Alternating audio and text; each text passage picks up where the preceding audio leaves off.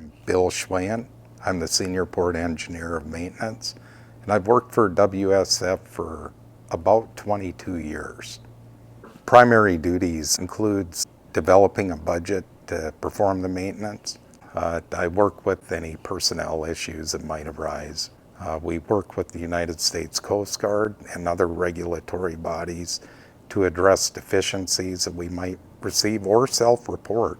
We have 21 vessels. They're aged, and our department is pretty instrumental in trying to keep them running and maintained. Other problems for our department to address is shortage of trained personnel. Our workforce is a resource, the most important resource that we have. They make the boat run. If they're well trained, it'll be safe. Well, I'd like to spend time with the family.